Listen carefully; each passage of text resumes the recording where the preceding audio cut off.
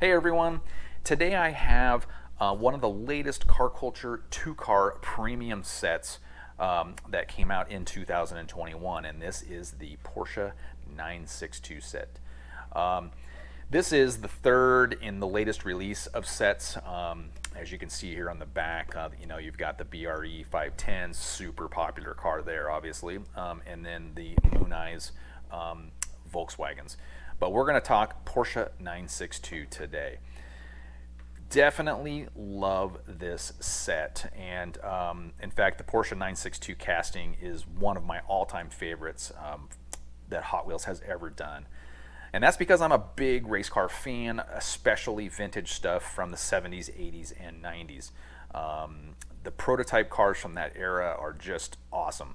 Big turbo horsepower, ground effects that make the cars just produce massive amounts of downforce, and just super fun era of car to watch.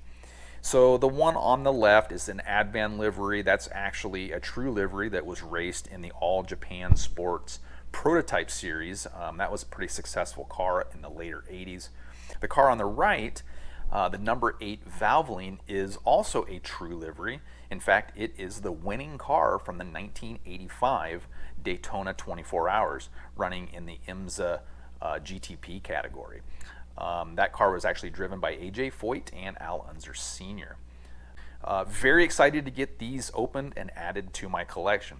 Before we do, real quick, just a note. Some of you may know Mattel's been kind of repurposing some prior releases in these 2-car sets.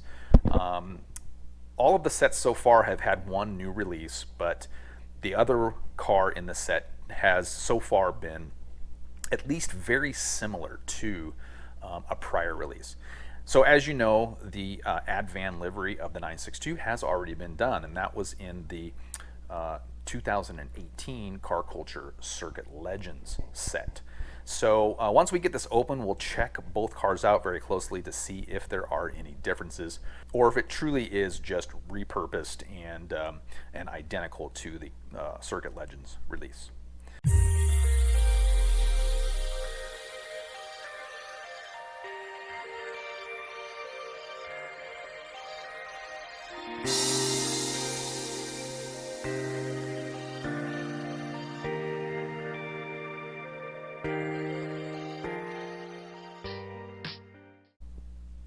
All right, here we have them set free, and really, really loving this Valvoline livery. In fact, that is now my favorite version of the 962 so far. Just the color contrast looks fantastic, and being that it was a quite successful car, makes it even better.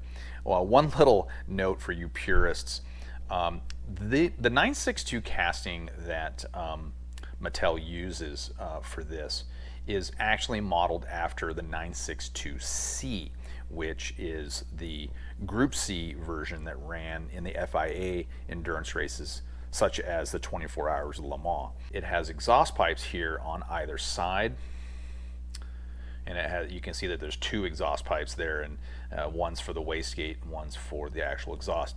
So that represents that this has it also has 2 inlets here, air inlets here. That represents that it is a twin turbo version of the flat 6 engine. And in IMSA, for the GTP series that ran here in the United States, they used a single turbo.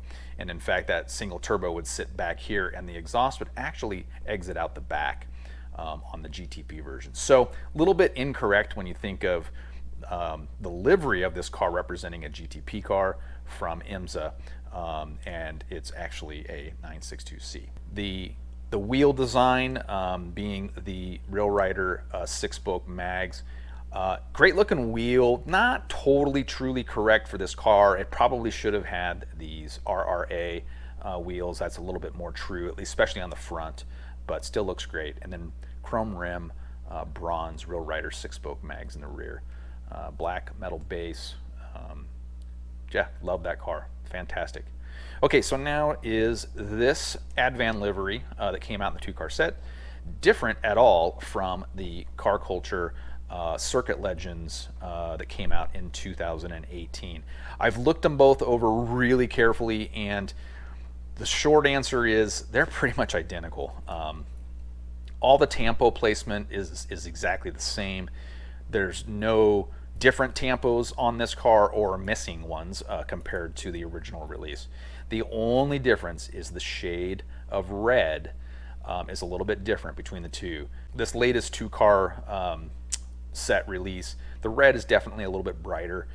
It's a little bit darker red on the Circuit Legends version. So that's it. I mean, otherwise they are pretty much identical down to the wheel design, tampos, base, everything is the same. Obviously the base codes are a little bit different because of the date, but so a little disappointing that Mattel didn't make a little bit more of an obvious difference with the car to separate the two, but nonetheless, fantastic casting, and super excited to get it onto my my wall with my favorites.